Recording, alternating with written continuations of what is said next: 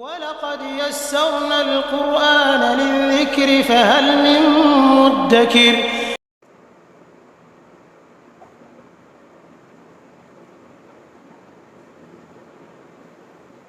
ان الحمد للہ وحدہ والصلاة والسلام علی من لا نبی بعدہ۔ سورۃ الانعام آیت نمبر 38۔ اعوذ باللہ السمیع العلیم من الشیطان الرجیم۔ وما من دابۃ فی الارض، اور نہیں ہے کوئی بھی زمین میں چلنے والا جاندار، ولا طائر، اور نہ کوئی اڑنے والا، یطیر جو اڑتا ہے بجناحیہ اپنے دونوں پروں کے ساتھ، الا مگر امم امثالکم تم جیسی امتیں ہیں، تم جیسی مخلوق ہیں۔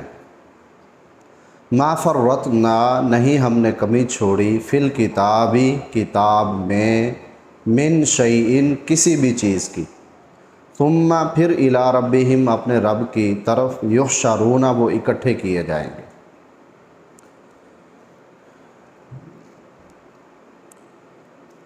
اس آیت میں اللہ تبارک و تعالی نے زمینی اور فضائی مخلوقات کا ذکر فرمایا ہے، اور لفظ دابہ یہ ہر اس جاندار شے پہ بولا جاتا ہے کہ جو زمین میں رہتی ہے، زمین پر چلتی ہے، چاہے وہ 2 ٹانگوں سے چلنے والی ہو، 4 ٹانگوں پر چلنے والی ہو، یا اس سے زیادہ، یا زمین پر رینگنے والی ہو۔ سورہ نور میں اللہ تبارک و تعالیٰ فرماتے ہیں واللہ خلق کل دابۃ من ماء، اللہ تبارک و تعالیٰ نے ہر جاندار چیز کو پانی سے بنایا ہے۔ فمنہم من یمشی علی بطنہ، تو انہی جانداروں میں سے کچھ تو چلتے ہیں اپنے پیٹ پر، جو رینگتے ہیں۔ ومنہم من یمشی علی رجلین، اور انہی جانداروں میں سے کچھ ہیں کہ جو اپنی 2 ٹانگوں پہ چلتے ہیں۔ ومنہم من یمشی علی اربعین، اور انہی میں سے ہیں کہ جو چلتے ہیں 4 ٹانگوں پر۔ یخلق اللہ ما یشاء، اللہ تبارک و تعالیٰ پیدا کرتا ہے جو وہ چاہتا ہے۔ ان اللہ علی کل شیء قدیر، اللہ تبارک و تعالیٰ تو ہر چیز پر مکمل اختیار رکھنے والا ہے۔ اسی طرح سورہ ہود میں اللہ تبارک و تعالیٰ فرماتے ہیں وما من دابۃ فی الارض، زمین میں چلنے والی کوئی بھی شے، ہر جاندار چیز، الا علی اللہ رزقھا، اللہ کے ذمے ہی ہے اس کو رزق دینا۔ وَيَعْلَمُ مُسْتَقَرَّهَا وَمُسْتَوْدَعَهَا، اس کے ٹھہرنے کی جگہ، زندگی کی جگہ، اور زندگی کے بعد، دنیاوی زندگی کے بعد اس کی جو اور زندگی ہے، یعنی ایک جہان ہے دنیا کا، اور ایک اس سے پہلے اور ایک اس کے بعد۔ تو جہاں کہیں بھی اس کی روح اور جسم دونوں متصل ہو جائیں تو اسے کہا جاتا ہے عالم دنیا، اس کا جسم اور اس کی روح دونوں مل گئے۔ اور ملنے سے پہلے عالم ارواح ہے، جسم اور روح ملنے سے پہلے عالم ارواح، اور جسم اور روح الگ ہونے کے بعد عالم برزخ، اور پھر جب یہ اکٹھے ہوں گے دوبارہ وہ عالم آخرت ہے۔ تو جہاں کہیں بھی یہ موجود ہے، اس کی روح یا اس کا جسم، تو جسم کن چیزوں سے بنے گا، کون کون سے ذرات ہوں گے، کس جگہ سے لیے جائیں گے، اللہ کو معلوم ہے۔ اور اس کا جسم پھر زائل ہوگا، کسی جگہ پڑا ہے، اس کے ذرات ہوں گے، وہ ذرات کہاں کہاں جائیں گے، کدھر اس کا ذرہ پڑا ہوا ہے یہ اللہ کو معلوم ہے، کسی اور کے علم میں یہ بات آ نہیں سکتی۔ اس لیے فرمایا کہ کل فی کتاب مبین، ہر ایک چیز واضح کتاب میں موجود ہے۔ اب دیکھیں یہاں بھی اللہ تبارک و تعالیٰ نے فرمایا سورہ ہود میں کل فی کتاب مبین، ہر چیز ایک واضح کتاب میں موجود ہے۔ اور انہی چیزوں کا ذکر کرنے کے بعد یہاں بھی اللہ تبارک و تعالیٰ فرما رہے ہیں ما فرطنا فی الکتاب من شیء، کہ ہم نے کتاب میں کسی بھی چیز کو بیان کرنے یا اس کے متعلق تفصیل کی کمی نہیں چھوڑی۔ تو یہ کتاب سے مراد انشاءاللہ ہم آگے بیان کریں گے۔ بہرحال تو دابہ یہ لفظ ہر جاندار چیز پر بولا جاتا ہے۔ تو یہ اللہ تبارک و تعالیٰ کی مخلوقات ہیں، انسان بھی اللہ کی ایک مخلوق ہے، اور پھر فرشتوں کے اللہ تبارک و تعالیٰ نے پر بتائے ہیں، ان کے بھی پر ہوتے ہیں، تو 2 ہیں 4 ہیں اس سے زیادہ ہیں۔ تو یہ بھی اللہ تبارک و تعالیٰ فرماتے ہیں کہ اس کی مرضی ہے کہ جیسے اللہ تبارک و تعالیٰ پیدا کرے، تو ان تمام چیزوں پر اختیار اللہ کا ہے۔ اب تم بتاؤ اے مشرکو کہ جن کو تم پکارتے ہو اللہ کے علاوہ، کیا ان میں کوئی ایسا اختیار، کوئی ایسی طاقت موجود ہے؟ کیونکہ پچھلی آیات میں مشرکین کی طرف رخ تھا، اللہ تبارک و تعالیٰ ان کو سمجھانے کے دلائل دے رہے تھے جو آفاقی دلائل تھے۔ تو یہ آفاقی دلائل میں سے ایک یہ بھی دلیل ہے کہ اللہ تبارک و تعالیٰ ہی مکمل اختیار رکھتا ہے ہر مخلوق پر۔ تم انسان اپنے آپ کو دیکھتے ہو کہ تمہاری ضرورتیں ہیں، کیا ان مخلوقات کی ضرورتیں نہیں ہیں؟ الا امم امثالکم، اور فرمایا کہ ولا طائر یطیر بجناحیہ الا امم امثالکم۔ اب پرندے بھی ہے، یہ زمینی مخلوق کی بات ہوئی نا، دابہ ہر جاندار شے، فی الارض جو زمین میں ہے، اور فرمایا کہ ولا طائر یطیر بجناحیہ، پھر پرندوں کی بات ہوئی کہ کوئی بھی پرندہ آپ اس کو دیکھ لیں، الا امم امثالکم، یہ فضائی مخلوق اور زمینی مخلوق فرمایا کہ تمہاری جیسی ہی مخلوق ہے۔ یعنی تم اپنے آپ کو دیکھو کہ تمہارے رنگ مختلف ہے، اور تمہاری شکلیں مختلف ہیں، تمہاری بولیاں مختلف ہیں، تو ان جانوروں کی، ان جانداروں کی اور ان جانوروں کی بولیاں اور پرندوں کی بولیاں وہ بھی مختلف ہے۔ اب ایک بلی وہ اپنی آواز نکالتی ہے، تو اس کے آواز نکالنے کی سمجھ، اس کی زبان کی سمجھ کیا کوئی گائے سمجھ سکتی ہے؟ اور جو گائے بول رہی ہے کیا اس کے آس پاس بلیاں بھی ہے، پرندے بھی ہے، اس کو پتہ ہوتا ہے؟ نہیں ہوتا۔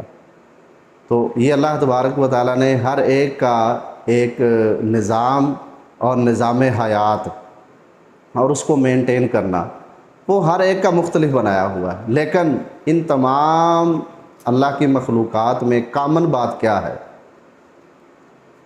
کامن بات یہی ہے کہ جاندار ہیں، جانور ہیں، تو ان کو کھانے پینے کی ضرورت ہوتی ہے نا، جیسے انسانوں کو ہے، مچھلیوں کو بھی ہے، حتیٰ کہ چیونٹی کو بھی ہے۔ تو مفسرین نے یہ بات لکھی ہے کہ تمام جانوروں سے سب سے زیادہ ذہین چیونٹی ہے، اور اس کا ذکر پھر اللہ تبارک و تعالیٰ نے قرآن مجید میں بھی کیا ہے۔ کوے کا ذکر بھی موجود ہے، اور اسی طرح گھوڑوں کا ذکر بھی موجود ہے۔ اونٹ کے متعلق اللہ تبارک و تعالیٰ نے فرمایا افلا ینظرون الی الابل کیف خلقت، کیا یہ دیکھتے نہیں اونٹ کی طرف کہ اس کو کیسے پیدا کیا گیا؟ یعنی اس کے معاملے پر اور اس کے رہن سہن پر، اس کی عادات و اطوار پر بھی غور کیا جائے گا، کیونکہ اللہ تبارک و تعالیٰ نے ایسے نہیں کہہ دیا۔ اگر کوے کا ذکر کیا ہے تو اس کے ساتھ بھی ایک سبق سمجھایا گیا۔ اگر سورہ لقمان میں گدھے کا ذکر ہے تو اس کے ساتھ بھی ایک سبق سمجھایا گیا۔ ان انکر الاصوات لصوت الحمیر، سب سے بری آواز گدھے کی آواز ہے۔ تو اس طرح بازاروں میں بات کرنی یا آپس میں گدھے جیسی اونچی آواز نکال کر بولنا، یہ اللہ تبارک و تعالیٰ نے اس سے اجتناب کرنے کا حکم دیا ہے۔ اس طرح خنزیر کا بھی قرآن مجید میں ذکر موجود ہے، اور فیل کا، ہاتھی کا ذکر بھی قرآن مجید میں موجود ہے۔ اس طرح والخیل والبغال والحمیر، یہ سواریوں کے لیے گھوڑے ہیں اور کھچر ہیں، گدھے ہیں، ان کا ذکر بھی اللہ تبارک و تعالیٰ نے قرآن مجید میں کیا ہے۔ تو یہ سارے جانور ہیں، تو ان کا ذکر ایسے نہیں کر دیا گیا۔ دیکھیں کہ گائے ہے، بھینس ہے، تو جب اس کا ذکر کیا تو فرمایا کہ اس کے ساتھ بھی تمہاری روزی وابستہ ہم نے کی ہے، اور اس کا نظام دیکھیے کہ چارے میں سے اللہ تبارک و تعالیٰ تمہارے لیے دودھ نکال دیتا ہے، اور ایک طرف گوبر نکل رہا ہے اور ایک طرف دودھ نکل رہا ہے۔ تو یہ سب کچھ ان میں جو کامن بات ہے ساری مخلوقات میں، وہ کیا ہے؟ کھانے پینے کی ضرورت ہے ان سب کو۔ تو کیا یہ اللہ کو چھوڑ کر کسی اور کے در پہ جاتی ہے؟ کبھی کوئی آپ کو معلوم ہوا ہو کہ حشرات الارض میں سے اور اسی طرح جانوروں میں سے، درندوں میں سے، پرندوں میں سے بڑے جانور ہیں، چھوٹے جانور ہیں، وہ کسی مزار پر، کسی دربار پر جا کے ماتھا ٹیک رہے ہوں اور ان سے فریاد کر رہے ہوں، حالانکہ ضرورت ان کی بھی ہے نا، کھانا پینا ان کی بھی ضرورت ہے۔ اچھا، پھر ان کو اولاد کی ضرورت بھی ہے، اس لیے تو اللہ تعالیٰ نے یہ سلسلہ ان میں بھی چلا رکھا ہے۔ اور آپ صلی اللہ علیہ وسلم نے فرمایا کہ یہ جو پرندے جانور ہیں یہ اپنی اولاد کے ساتھ پیار کرتے ہیں، محبت کرتے ہیں، یعنی انس ان کے اندر بھی اللہ تعالیٰ نے رکھا اپنی اولاد کے متعلق، یعنی یہ شعور ہے نا۔ تو ایک چیونٹی جو ہمارے پاؤں میں چلتی ہے، ہمارے پاؤں میں چلتی ہے، تو وہ کس کو پکار رہی ہے؟ وہ اللہ تبارک و تعالیٰ کو پکار رہی ہے۔ سورہ نمل اس کے نام سے ایک پوری سورت ہے جس میں اللہ تبارک و تعالیٰ نے اس کا ذکر کیا ہے۔ تو اس کا نظام حیات اور اس کا رہن سہن، اس میں بھی بہت سے ہمارے لیے اسباق موجود ہیں۔ تو بعض مفسرین نے اس آیت کے تحت ہی اس کا ذکر کیا ہے کہ یہ مستقبل کے لیے اپنے کھانے کا انتظام کرتی ہے، دانے وغیرہ ذخیرہ کرنا اور ان کے سروں کو توڑ کے رکھنا تاکہ ان میں اگنے کی صلاحیت ختم ہو جائے، اور پھر اگر کوئی نمی وغیرہ آتی ہے، کوئی پانی پڑتا ہے تو یہ باہر نکال کر ان کو خشک بھی کرتی ہے اور پھر اپنے بل میں لے جاتی ہے، اور ان کا جو ورق ہوتا ہے وہ بڑی ترتیب کے ساتھ ہوتا ہے۔ تو اس لیے تو وہ حضرت سلیمان علیہ السلام کے متعلق اللہ تبارک و تعالیٰ نے فرمایا نا کہ حتیٰ اذا اتوا علی واد النمل، ایسی جگہ پر سے جب وہ پہنچے اور انہوں نے گزرنا تھا تو جہاں چیونٹیاں رہتی تھی، تو وہ چیونٹی جو ہے وہ دوسری چیونٹیوں کو کہنے لگی، یعنی ان میں بھی ایک بڑی ترتیب کے ساتھ کام ہوتا ہے نا، وہ ساریاں جو ہے نا اپنی اپنی مرضی سے ادھر ادھر نہیں بھاگی، جو ان کی قیادت کرنے والی تھی اس نے کہا کہ اپنے بلوں میں داخل ہو جاؤ، لا یحتمنکم سلیمان وجنودہ وہم لا یشعرون، کہ لا یحتمنکم سلیمان وجنودہ وہم لا یشعرون، کہ نہ تو حضرت سلیمان علیہ السلام کو پتہ چلے گا، نہ ان کے لشکر کو پتہ چلے گا، ہم ان کے پاؤں تلے آ کر روندی جائیں گے، ان کو پتہ ہی نہیں ہوگا۔ تو لہذا ہمیں خود سے احتیاط کرنی چاہیے کہ ہم اپنے بلوں میں چلی جائیں۔ تو پھر حضرت سلیمان علیہ السلام، نبی علیہ السلام نے فرمایا کہ بارش کی دعا کے لیے نکلے تھے نا، تو ان کی دعا سے پہلے ہی ان چیونٹیوں نے اللہ تبارک و تعالیٰ سے دعا کی۔ نبی کی موجودگی میں وہ نبی کے پاس بھی انہوں نے آ کر سوال نہیں کیا، حالانکہ ان کو پتہ ہے کہ سلیمان علیہ السلام، لیکن انہوں نے اللہ تبارک و تعالیٰ سے فریاد کی، اور آپ نے فرمایا کہ ان کی وجہ سے ہمیں اللہ تعالیٰ نے بارش دے دی، ان کی دعا کو اللہ تعالیٰ نے قبول کر لیا۔ تو یہ ایک دیکھیں کہ چھوٹی سی چیز ہے، چھوٹا سا ایک جانور ہے، تو اس کو جب ضرورت پڑی ہے تو وہ کس کی طرف لو لگا رہی ہے، کس کو پکار رہی ہے؟ اللہ تبارک و تعالیٰ کو پکار رہی ہے۔ تو اس میں بھی ایک بہت بڑا سبق ہے کہ ہمیں ان جانداروں کو دیکھنا چاہیے۔ یہ صبح صبح نکلتے ہیں تو اللہ کے بھروسے پہ نکلتے ہیں، جب شام کو آتے ہیں تو آپ صلی اللہ علیہ وسلم نے فرمایا کہ ان کی پوٹیں بھری ہوتی ہے، اور پھر اپنے وقت پہ یہ اٹھتے ہیں، اپنے وقت پر اپنا کام کر کے شام کو اپنے گھونسلوں میں آ جاتے ہیں۔ کبھی کوئی لیٹ ہوا ہے بالکل اسی ترتیب کے ساتھ، چڑیاں بولتی ہیں تو اپنے وقت پہ، یعنی یہ فطرت پر ہے، یہ جانور جاندار حشرات الارض یہ فطرت پر ہیں، اور اللہ کے علاوہ کسی کو مشکل کشا نہیں سمجھتے، یہ کسی کے سامنے فریاد نہیں کرتے۔ اب دیکھیں کہ حضرت سلیمان علیہ السلام وہ ان کی بولیاں بھی جانتے تھے، لیکن انہوں نے ان سے فریاد نہیں کی۔ اب جو اللہ کو چھوڑ کر غیر اللہ کو پکارتے ہیں، کیا وہ جانداروں کی بولیاں سمجھتے ہیں؟ چونٹیاں کی بولیاں سمجھتے ہیں؟ مچھلیوں کی بولیاں سمجھتے ہیں؟ ضرورت ان کو بھی ہے کھانے پینے کی۔ تو یہ نظام اللہ نے چلایا ہوا ہے، اور اللہ ہی تمام ضرورتیں اپنی مخلوقات کی پوری کرنے والا ہے۔ تو جیسے تم مختلف ہو زبانوں کے لحاظ سے، ایسے یہ بھی زبانوں کے لحاظ سے مختلف ہیں، مختلف بولیاں بولتی ہیں۔ تو یہ مطلب ہے الا امم امثالکم، تم جیسی ہی مخلوقات ہیں۔ تو فرمایا کہ ما فرطنا فی الکتاب من شیء، ہم نے کتاب میں کوئی بھی کمی نہیں چھوڑی کسی چیز کے متعلق۔ اس سے مراد لوح محفوظ ہے۔ زمین و آسمان کی تخلیق سے 50,000 سال پہلے اللہ تبارک و تعالیٰ نے قلم کو بنایا، اسے کہا لکھ۔ اس نے کہا کہ میں کیا لکھوں؟ تو اللہ تبارک و تعالیٰ نے فرمایا کہ قیامت تک ہونے والے سارے معاملات لکھوں۔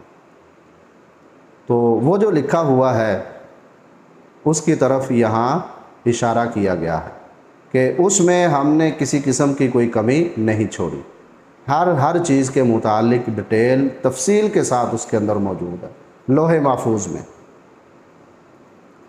ثم الی ربہم یحشرون، پھر یہ سب اپنے رب کی طرف اکٹھے کیے جائیں۔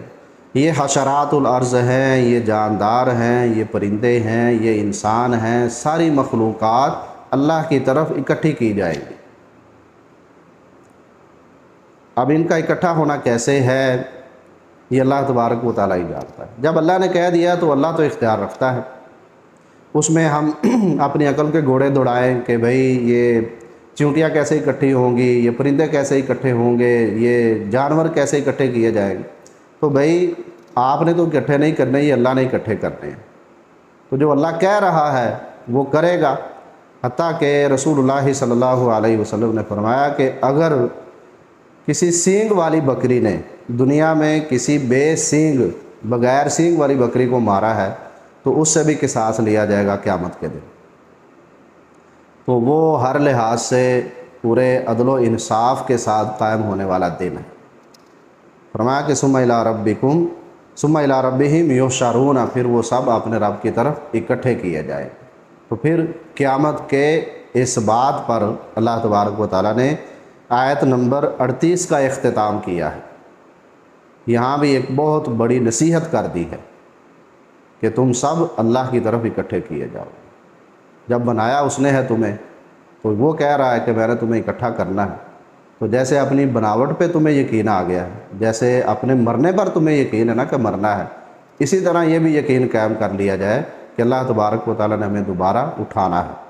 اللہ تبارک و تعالیٰ ہمیں ہدایت اور اس کے مطابق عمل کی توفیق عنایت فرمائے۔ وما علیہ الا البلاغ۔